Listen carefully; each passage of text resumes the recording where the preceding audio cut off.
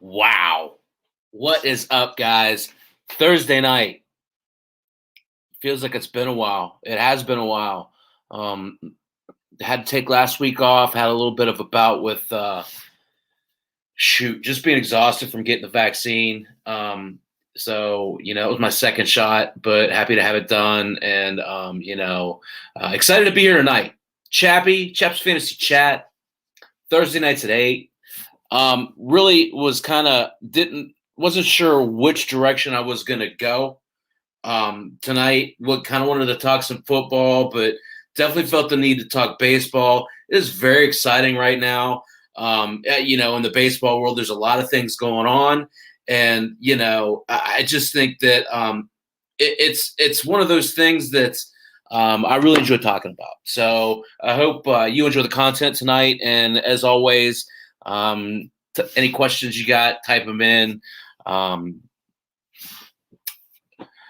Facebook, Twitter, any of that stuff, you can get a hold of me. So Chap's Fantasy Chat. You can find me on Facebook. I'm Chap's Fantasy Sports Group. iLogic Media is the medium, and Draft for Upside is the group. So make sure and support the group. And if you like it, give me a follow, give me a like, give me a subscribe. I sure do appreciate it. So I think we've been pretty successful with just identifying talent and getting these guys like 2 steps before they break out and everybody wants them. So my theory is always I'd rather spend $1 in fab this week as opposed to wait a week and a half to see what a player does and then have to spend $150 a year fab, right? That's always my approach when I'm going through this. So, some of these guys, they don't look like, they look like frogs.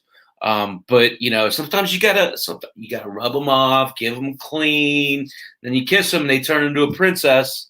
That's what we're going to talk about a little bit tonight. But before we get to those guys, I'm going to do that at the end. I think it's important to go through and just kind of, baseball's fun. This is about the quote from Bull Durham, this game's fun, it's supposed to be fun. Always kind of rings true, I think, when we're talking about baseball. So I want to talk about some fun things, just some interesting off topic, maybe not as discussed stuff, but then I want to get into, some bigger news. And then we'll talk about tonight some guys that you really should be keeping an eye on as far as, could be a couple weeks down the road, a coveted hot commodity. Just for instance, last time we met, I was talking about Jesus Aguilar and I was talking about David Peralta. Both of those guys were widely available on waivers. And look at them now. They've both totally gone off. Now, I'm not going to sit here and say that I'm going to be 100% accurate on this stuff. You can't be, especially when you're using this strategy. But what I am trying to say is you can get it to where if you are really disciplined in what you're looking at, you can get it to where you could be pretty confident that within that 2-week time frame, you can know whether this player is going to be worth hanging on to, or you need to cut bait and go to the next guy. So we're going to talk about that a little bit tonight, again at the end. But I want to go through some fun stuff. Is what I have it listed as. First off, how about Huascar Noah? What a mouthful, right? But it looks like this kid. I watched him yesterday against the Cubs. Now, I put on here. I watched him yesterday against the MHS junior varsity team. It was the Cubs. They just play like the MHS junior. Shout out to Morgantown High School. Junior varsity, not the varsity. But anyway, this kid now he's done it pretty consistently the last 3 or 4 outings.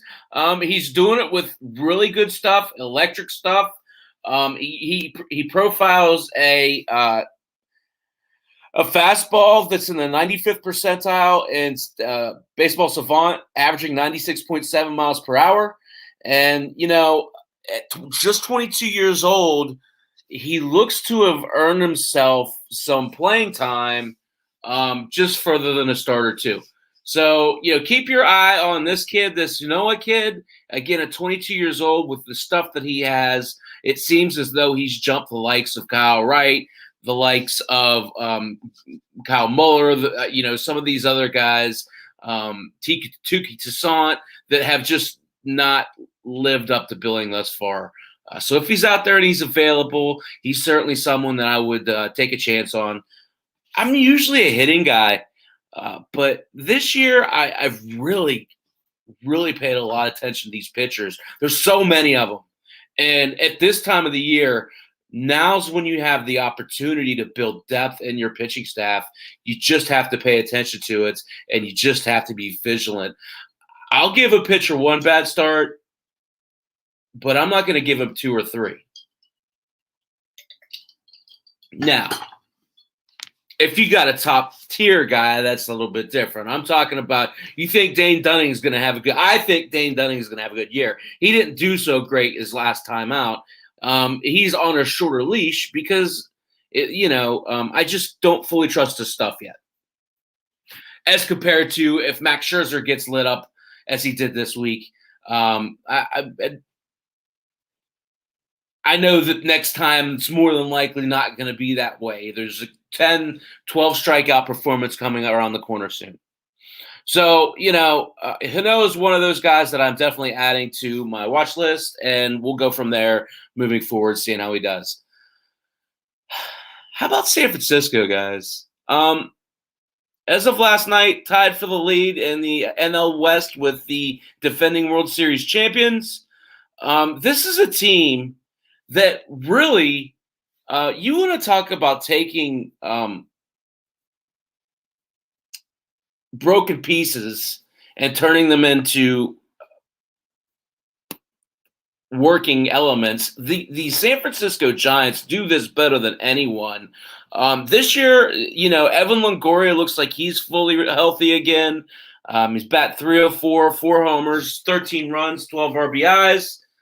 A 3,000 season seems to be a fairly reasonable ask for me as far as Longoria could stay healthy. But make no mistake, the reason why the Giants have been so good thus far is their pitching staff. And you want to talk about a heap of refurbs. Aaron Sanchez, DeSclafani, Kevin Gausman, and Alex Wood are all throwaways for most of them from multiple teams, right? So, the thing about all those guys, all of their ERAs are under 2.5. They all have better, except for Sanchez, than a 9.0 K per 9 rate, which is kind of what I consider the threshold. So all of those guys are desirable pitchers. And, when you have that type of pitching and you play good defense behind them, these Giants could be pesky. They could be really pesky for a long time. Not just for the Dodgers, for anyone. If they sneak into the playoffs, they could be a tough team to beat. Durf, I see you watching. You say Kikuchi sitting on my bench tonight after 3 terrible performances. Those are 7-inning one-hitter. You can't make this up. But, he looked good, located his stuff tonight. Houston had been playing better, so it was really good seeing him get that, get his groove back a little bit. Could be one to watch. He's probably out there on a lot of waiver wires. He's probably dropped. I actually dropped him in one of my leagues. I've kept him in my home league just because we have bigger benches. So yeah, I like Kikuchi. I've liked him for the last couple years. He's a little bit inconsistent, but I feel like he's one of those guys. Hey, Tom Riffon, good to see you, brother. Long time no see, man. Draft night. Come back at 10. We're going to be talking draft. Just a quick thought while Tom's here. It's got to be Najee Harris for the Steelers tonight. heard this talk about Kyle Trask. I've heard some talk about the tackle from Oklahoma State. I really don't see that being a feasible option. If you're talking about wanting to compete with Ben Roethlisberger for 2 more years and you're the Pittsburgh Steelers, no player in this draft makes more sense than Najee Harris. He's one of those backs who has good hands out of the backfield, has the ability to punish defenders, will not go down voluntarily or easily. I really think that if you have to trade up to get Najee Harris, you have to trade up to get him. I am not a big believer in Travis Etienne. I feel like that is a significant drop-off, and Etienne's almost more of a Anthony McFarland type of player, which they already have. So if it's not Etienne, for whatever reason, I think it has to be the kid from North Carolina as our second choice. But it'll be interesting to see what happens. It might be a late night before we see that pick. Back to baseball, though. I just wanted to give you a quick spiel there, Tom. Good to see you, brother. Hope you're doing well. Hope you stick around all show. Hope you come back at 10. Here's a thought. George Springer came back last night. He's still got my Blue Jay stuff on. I've said it, I'm 46 years old. I'm a faithful husband, been a loyal friend, faithful worker, a loyal worker. I after 46 years on this earth, probably about 30 of them spent as Cubs fan. We've decided to just be friends. We've decided to see other people. And I say it jokingly. It's one of those things. That's why I love fantasy baseball, because you can really kind of cheer for who you got, right? So I got Vladdy Guerrero in my home league, so I've really kind of embraced the year that he's had, rightfully so, right? I called him the MVP in my preseason show. It's working out pretty good. But all that aside, you guys have seen me all the time. I have my Angels shirt on, last week or 2 weeks ago. I've had a Pirates shirt on. Heck, I even wore my Cubs shirts a couple times. I'm just seeing different people, having fun. But so anyway, back on point. Sorry to veer. George Springer returning to the lineup is interesting to me. Certainly his leadership would be a welcome addition. I wonder, though, what happens with the playing time of those guys, because all of a sudden,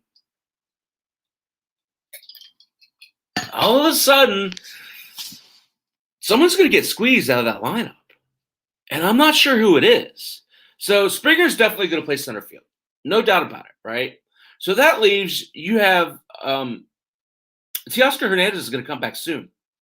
He had some COVID-19 issues. That's been like a week and a half ago now. He, I think, is eligible to come off of the 10-day blah, blah, blah any day. Whether or not he's ready, we'll see. But within the next week or so, I would say Teoscar Hernandez will be back and able to play.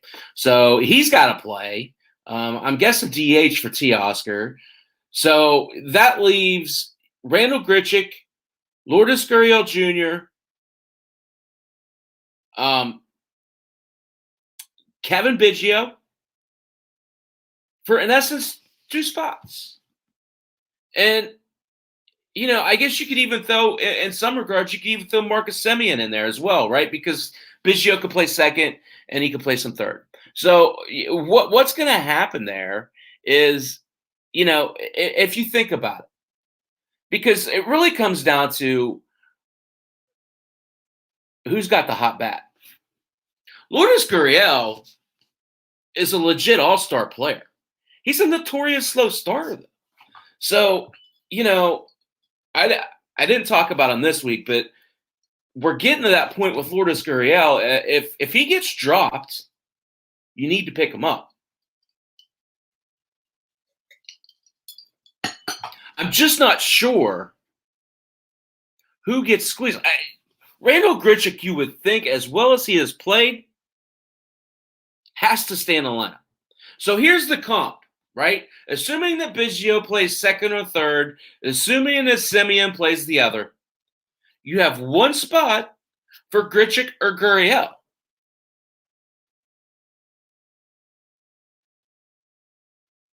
The last 6 days, Gurriel's 4 for 24 with 0 homers, 0 runs, and an RBI. The last 6 days, Grichuk is 7 of 25 with 3 homers, 4 runs, and 6 RBIs. Now, this doesn't become a huge issue until Teoscar Hernandez comes back. But look for Lourdes Gurriel to start picking up the pace, knowing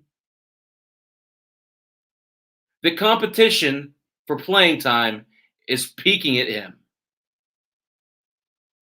Squarely in the face. I look for Gurriel to pick it up big time, guys. I really do. And I like Grichuk. I have him in one of my leagues. He's been great. I still think they find a way to get him playing time. But, Gurriel has to pick it up. Here's a late ad. How about Nick Solak? Nick Solak might be the best second baseman in the majors.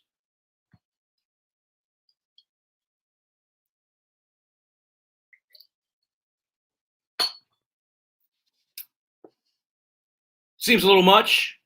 Well, he leads the position in batting average at 319. Ty France second at 301. He leads in OBP, 404. Ty France is 394. He leads in slug percentage at 582. Ryan McMahon is 576. And his OBP, you down with OBP? Well, Solak is. It's a whopping 986. Next is Jazz Chisholm at 926. He scored more runs than anyone else at the position, and he's second in homers with 7. Solak is quietly becoming an all-star down there in Texas, and nobody watches him. I love West Coast baseball. I talk about it all the time. I know. Nick Solak's a gem, guys, and he deserves your attention. If you can get Nick Solak as a throw-in on a trade, I suggest you do it.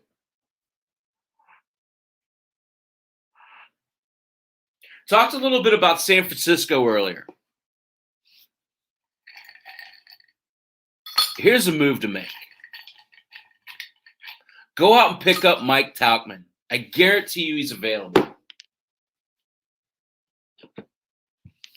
Got traded to San Francisco. I love this move for the Giants. He's going to play every day there.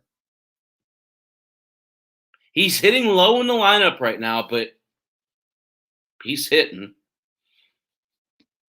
Got 3 hits in his first night. So I look for him to move up the batting order pretty quickly there. And let's be honest. San Francisco's great at taking these guys on and turning them into their best version of themselves. Topman's just going to be the next edition of that. I think this is sneaky.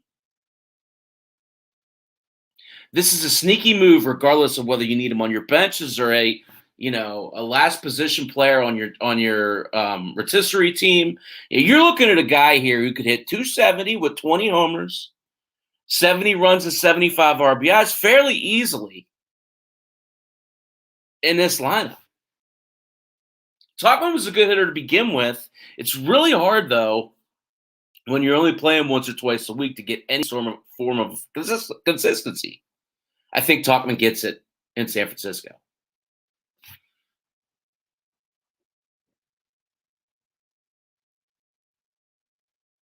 The next guy, I talked about him 2 weeks ago. And I've always been a Jesus Aguilar fan. And I wish I was good enough in video editing to get that clip because I talked about the home run hitting was going to come. It was just a matter of time. And boy, has it come. He's hit 6 homers in his last 5 games. 5 homers in his last 6 games. He's got 11 RBIs and a 1.385 OPS over that time period. I love Jesus Aguilar in this lineup. And, Miami's kind of another one of those teams that they know what they want. If you fit in with what they're trying to do, you fit in. And he is their everyday first baseman now. And I look for him to have the type of year he had back in 2018, whatever it was, where, he hit 35 homers and he drove in 108 runs. I think he could do that again. And I know that's a lot. I know it's a big difference going from Miller Park to whatever it is in Miami. I know that field is more of a pitcher's field, but it doesn't matter. Aguilar has that kind of power. He can hit 35 homers in any environment. And he's going to hit for a pretty good average. So Jesus Aguilar is another one. Like I said, I told you 2 weeks ago to pick him up. If you haven't, and he's still out there by some miracle, God, please do yourself a favor and go grab him. When you look at, so I like getting into the numbers a little bit. When you look at Baseball Savant, he's been pretty consistent hitting the fastball. He hit 311 against the fastball last year. He's hitting 300 against it this year. The biggest difference between last year and this year, though, is his numbers against the curve. Last year he hit 245 against the curve. This year he's hitting 389. He already has more homers off of the hook than he did last year. He's got 2. He had 1 last year. And, there's a lot to be said for having some confidence. There's a lot to be said for liking the people and the environment around you. I think it's pretty clear that that's the case with Aguilar in South Florida. Big year out of Jesus.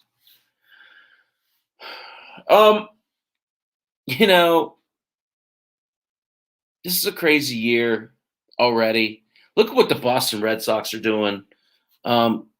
If I'd have told you at the beginning of the year that Boston was going to be the clear-cut leading candidate in the AL East this year, whatever, 3 weeks in, 25 games in, whatever it is, you would have told me I'm crazy. But here's the thing. You have to look at indicators. I say this all the time. I'll continue saying it because I believe in it. JD Martinez getting to view film, in essence, in the dugout is night and day for this ball club. Not just for JD Martinez, for this ball club. As his natural leadership abilities kind of lend to being able to see and break down what's going on almost pitch to pitch. This is a team, who leads the majors in batting average, in slug percentage, in extra base hits, and they've got 12 more doubles than the second place team. I believe a lot of that is due to the teaching of JD Martinez through video. Now, this was legal in 2019. It was just illegal last year for whatever reason.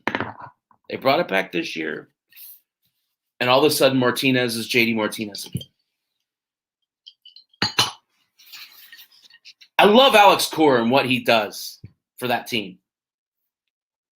What a great rehire.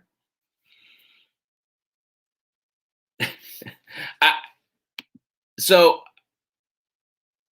you know me, I'm always projecting this stuff out. He's hit 337. He's got 7 homers, 21 RBIs, 19 runs. Projects out over a full year. 50 homers, 134 runs, and 148 RBIs. Now, we all know he's probably not going to get that. That's fine.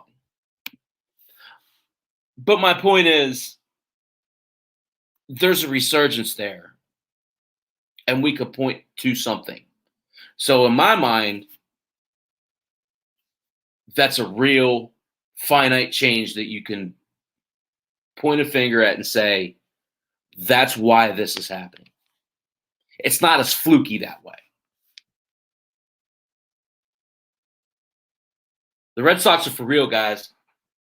The Blue Jays, the Yankees, the Rays, they're all going to have to catch up with them. They're not going away anytime soon. How about this one? The best 1-2 in a game is? How about Mike Trout and Shohei Ohtani?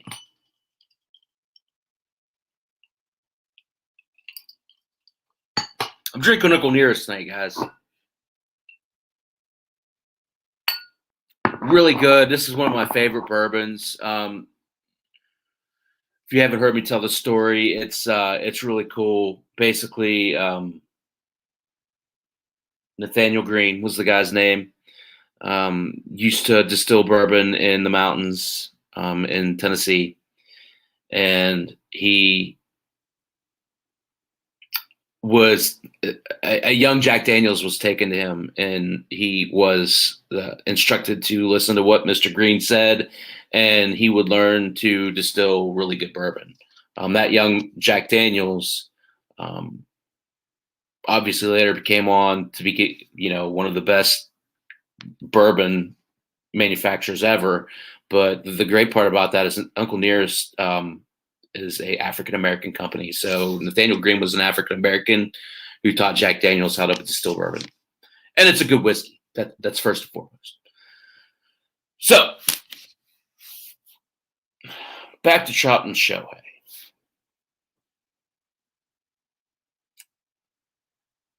Mike Trout's having the best month of his career. I'll say that again. All the Shohei fanfare, as justified as it is, Mike Trout's having the best month of his career. He's hitting .431, 538 OBP, leads the majors. 815 slug, leads the majors. 1.353 OPS, leads the majors. 6 homers, 7 doubles, 15 runs, 14 RBIs. His baseball savant statistics are ridiculous. Exit velocity, 93rd percentile. Max exit velocity, 97th percentile. Hard hit percentage, 93rd percentile. X slug, 98th percentile. Sprint speed, 97th percentile. Barrel rate, 97th percentile. You get the point. Everything's at the top. He currently sits as a 29-year-old, 7th place all-time in WAR. People don't understand wins above replacement is a measurable statistic all the way back in time, since baseball was created. He's 6th all time. He's not 30 yet. Trevor Lawrence, 1st overall.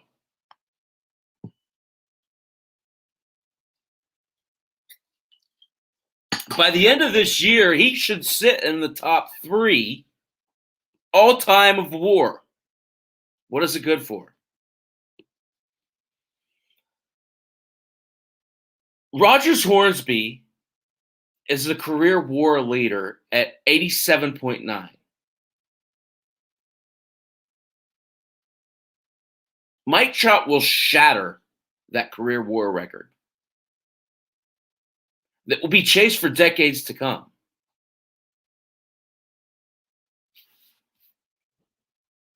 And then there's Shohei. What can't this dude do?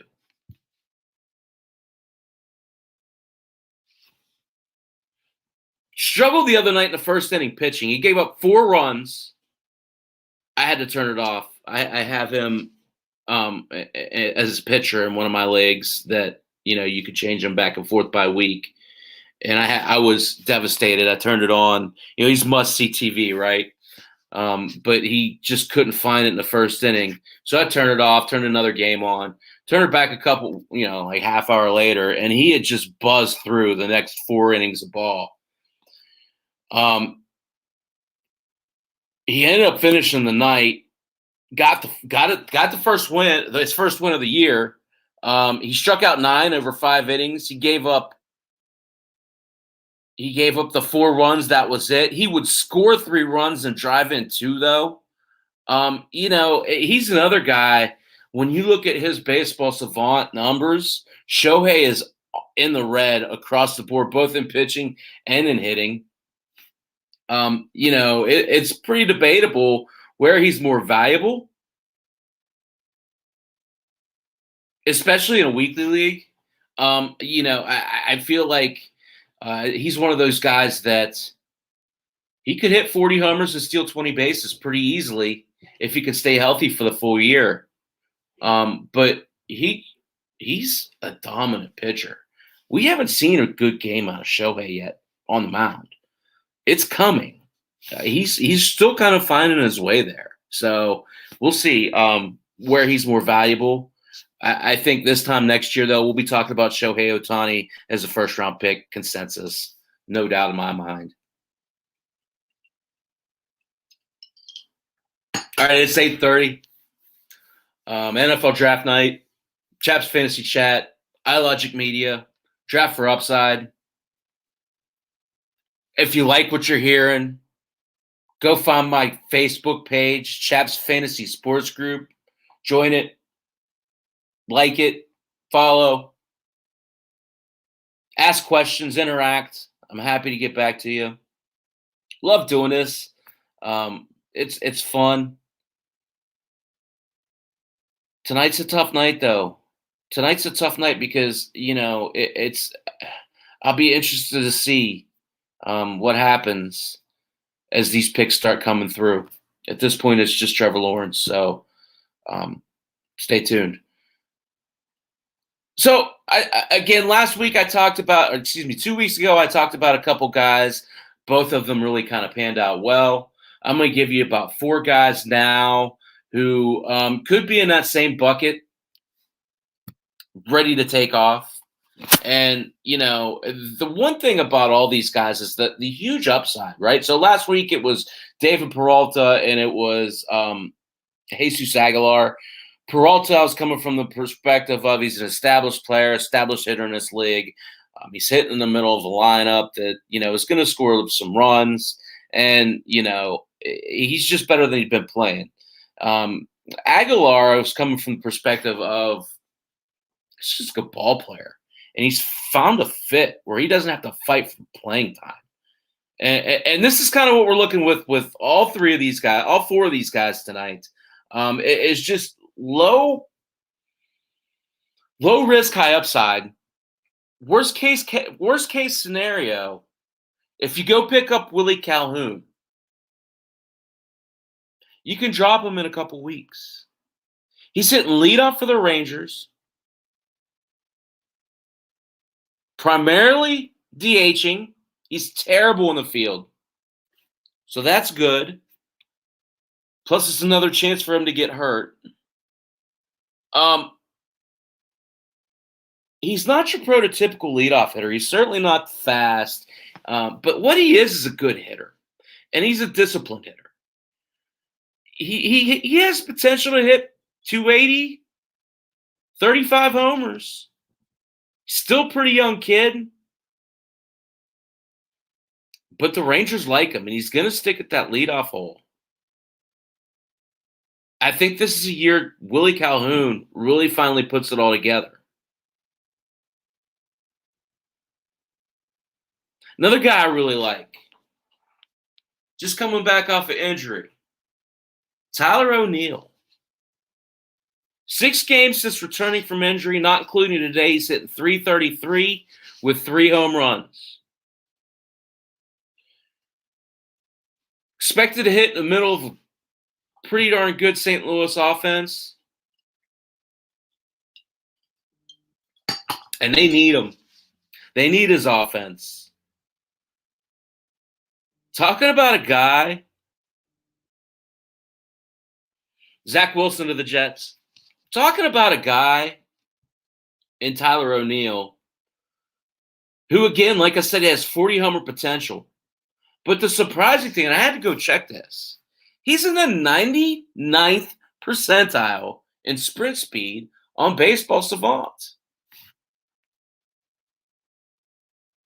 That's elite speed he has. Now, I'm not sitting here telling you that he's going to steal 20 bases because he hasn't done that. So I can't sit there and prognosticate that. But what I can tell you is, as his confidence grows, there's a good possibility he could steal you a handful of bases, particularly later on in the year. He's only 25 years old. It feels like he's been up forever.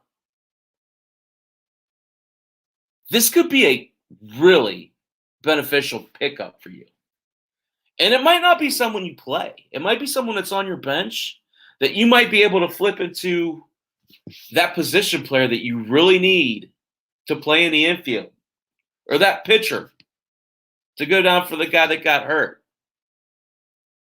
Tyler O'Neill is a valuable pickup right now.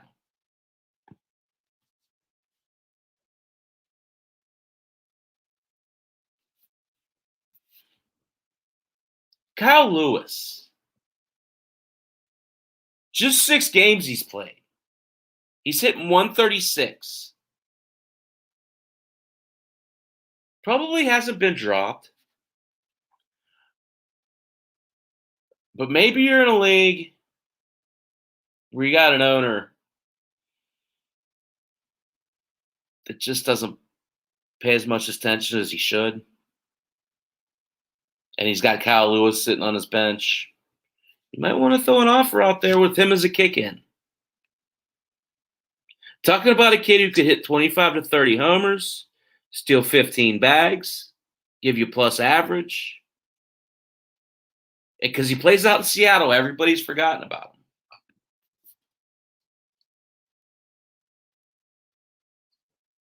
him. Last guy, and I'm going to jump off of here, guys. But this is the best for last. Anyone that's listened to me for the last 3 years, first off, you deserve an award. But second off, anyone that's listened to me knows that I'm a fan of Austin Riley. Austin Riley, after starting the season, hit 182 through his first 15 games, is now holding a 286 batting average on the year with 3 homers, 13 runs, and 6 RBIs. That 182 through the first 15 games also contained 0 extra base hits, 4 runs, and 1 RBI. Since that day, through 9 games, he's gone 12 for 26, 3 homers, 2 doubles, 9 runs, and 5 RBIs. Here's the most impressive stat of all this. 6 walks. That's a pace for 108 walks on the year, guys, which is a market improvement. It's a huge difference. I've been saying this for 3 years, but I really do feel like Austin Riley is on the verge of a breakout season. You're talking about a 40-homer bat. Think Joey Gallo. If he could continue to hit in the 260s, I don't need him to hit 286. Give me 260. You're talking about a 5th, 6th round pick next year. And he's out there. He's out there in a lot of formats. I've been wrong a lot in my life.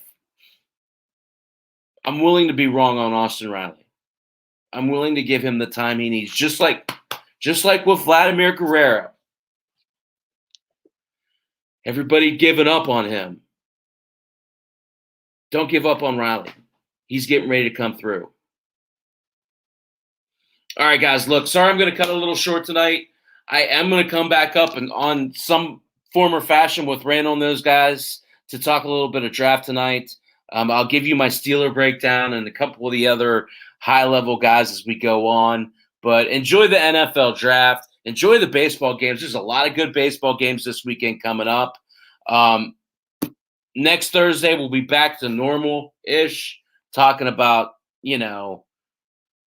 just basically keep finding these diamonds in the rough. Until they, as long as they're still working, we're still identifying these guys, we're going to keep doing it.